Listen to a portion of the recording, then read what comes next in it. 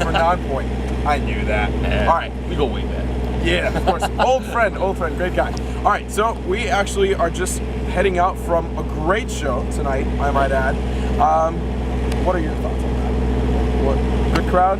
Oh, I mean, you know what? It's all about the energy for me, you know. And if it's 10,000 people or 10 people, which like almost has happened before, you know. I mean, it really comes back to what they kind of give back to us. And tonight, I mean, you see Lookout, people singing along, hands in the air, kind of big old pit covering half the floor, you know. So I mean, you can't complain about that kind of thing, you know. We had a show recently, with I want to say it was like 1,800 people or something like that there, and it was, we were supporting another act, but I mean everyone, for all three bands, just like stood there and stared. And I mean, you could tell. I mean, it was bugging everyone, man. Yeah. I mean, it's like we're doing our thing and we're running around and jumping around on stage, and you finish the song and it's just like people are just like, huh, you definitely get off of it, and it's like. They just sit there and look at it, and it's like, what the hell's wrong with you guys, And they're like, well, maybe they're just not into us. And the next band goes on, the same thing, and then the headliner goes on, and the same thing, and it's like, man, if you're gonna pay that kind of money to come to a show, have a good time. Absolutely. But yeah, I mean, tonight was definitely a good time. A lot of energy in the crowd. We felt it on stage, so. And that's what it's all about. Oh, yeah. So, well, with that being said, you guys have been all over the place. I mean, I know. Not necessarily with you guys, but the band itself has been in Ozfest, Soundwave, Rock on the Rage, and all that kind of stuff. So you've kind of done everything that you can do. Do you guys have anything planned that you can say that, like, I mean, I know you have Shiprock, which is pretty cool. Right? Yeah, obviously that's a first for us, and we're pretty stoked about that. Yeah. But I know that next year, I mean, the band's never been to Europe, and I think next year it looks like we've got some plans to maybe let's get overseas and visit the Eurozone, so that's going to be a good time. Sweet. Well, one thing I've noticed is that you guys have started to kind of play a little bit more with bands that we wouldn't really expect with the same genre. Like, for example, I see you have an Unearth show. Yeah. For sure. Which is not really something you would think like, oh, Unearth, Nonpoint, but it's awesome. Yeah, and we had a a handful of shows with Unearth earlier this year, and it was a blast. Those guys are freaking awesome. For sure. And they are a ridiculously good band live. So if you haven't seen Unearth, I would suggest doing it stat. But yeah, I've seen them before, and honestly, like, it goes hand in hand. The live energy is definitely up there. Yep. So I can definitely understand that. Now, let's move on a little bit more towards the rest of the year. You guys are going back on the studio. Yes. I know you guys have worked with quite a few different producers over the years, including some of the guys from Mudvayne, Hell Yeah, and then Kenny, Johnny K. Johnny K. We just worked with him last time. Exactly. So did you guys have anything planned as far as I don't know if anything is solid right now. We had a blast working with Johnny K before, for sure. So I mean, that was one of those things to where if that opportunity arises again, who knows? We'd probably love to take it. But I mean, there's nothing wrong with kind of sticking your feet in different pools and finding out which one's most comfortable. But we really had a good time working with him. And, that was a great experience all around for everyone. So. Yeah, and everyone kind of has a different take and takes out a little bit different. So I can definitely understand that. Now, I feel like that was definitely the introductory to you guys. Yeah. What can we expect? Well, I mean, it's hard. It's always hard to gauge because you walk into a studio with all this material, and then after you listen to it 100,000 times, you really start, kind of wanting to change things around. But if I had to describe, the direction the new album's taking, I would just say heavier, meaner. It's a little more. It's just angrier, more pissed off. We're trying to keep that kind of technical edge that we brought with the last album with the two guitars, and we're doing a lot more stuff like that. But it's definitely just more. This is going to be the most metal album I think the band's ever had, and we're still going to try to find a way to incorporate. Elias is just he's a monster when it comes to his vocals and his ability to make a heavy riff accessible. It does. I mean, if you want to listen to the music, yeah, you can kick holes in your wall and punch your grandma. But I mean, he can sing lyrics over it that will. Kind of really bring it down and make it accessible to even people that aren't into metal and still listen to it. Yeah, absolutely. That's one of the things that I've always kind of enjoyed so much about your guys' deliveries, because everything's so heavy and he has so much aggression to his voice, and you can still understand every single thing. Yeah, there's a lot of clarity in it, and it's cool. It's a very interesting dynamic, and there aren't a whole lot of bands that can pull that off with the intensity that I think Elias does, and Nonpoint can, because there's a difference between singing and screaming, but he somehow manages to do both at the same time and not offend either crowd, Yeah. So it's pretty. We're pretty lucky to have have that guy, sit behind the mic for us. And our own point every single time. Now, I remember earlier this year or last year, there was a photo. I don't know if it was you, but one of you guys had a Periphery shirt. That was me. Now, I thought it was you. Yep. I thought it was Big you. fan of Periphery. Okay, so that's actually kind of where I was going. I mean, obviously, you guys aren't always going to be listening to the same kind of thing. So it's kind of something that that's an interesting story too. I mean, I'm an enormous Meshuggah fan. That might be my favorite band in the entire world. I don't know. You know, it's kind of one of those impossible things, but I used to talk to Misha online like crazy because me and him were like rabid members of this online Meshuggah forum, and it was just I remember going back in like 2003, and I remember hearing some of the music he was writing back then. Way before Periphery was even it was Bulb, and that was just ridiculous. And I remember thinking like, man, this kid's got to go somewhere with this stuff. And sure enough, he's got his own band and he's killing it right now. So that's very cool to see. For sure. Now, have you heard the new After the Burial? Have not. Have not.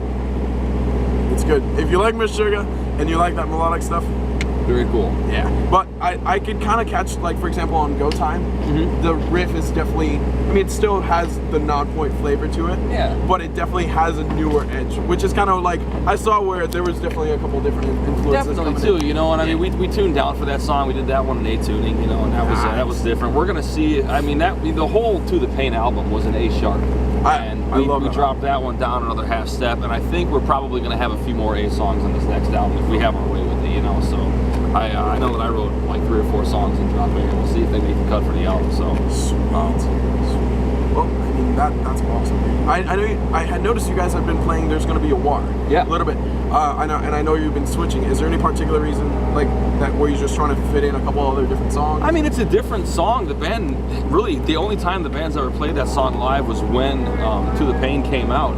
And I guess it was always a difficult song to play because it was one of those songs that was kind of written in the studio, and when that happens, a lot of parts kind of get meshed together, and then when you actually go to play them afterwards, it's not as easy to play as it was to write. I know the feeling. So apparently there were difficulties playing that, but with the lineup and having both guitar players and stuff, it kind of came together, and I think we only practiced that song twice before we started playing it live. Nice. And it went over great, so we did it for the whole last tour, the whole last 2 tours actually.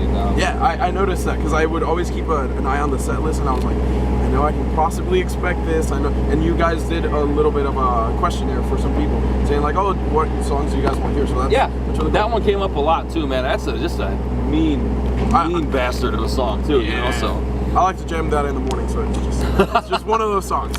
Now, another question. Yeah. Obviously. What are we doing here? Tour to Megadeth. Yes. Fear Factory. You guys have obviously done Ozzy, and you've done Rob Halford. Any big bands that you haven't toured with that you would love to play with? Dude, there's not enough memory on the card and your camera to let me finish that conversation. I mean, there are always bands that I wouldn't even know where to start. I mean, obviously, you got to go with big, heavy hitters like Iron Maiden, Metallica, of course. Tool and stuff like that would just be incredible. But at the point where we're at, you guys have definitely gotten a lot bigger. I think we could. There's been a resurgence in interest on us, for sure, especially since this last album dropped, and it's been really cool. So, hopefully we can get some bigger tours. But I'll tour with anyone. Stone Sour, or you wanted to throw us out with Korn or anything like that. And I think we'd have a good time playing with any of those guys, and I think that their crowd would be receptive to us.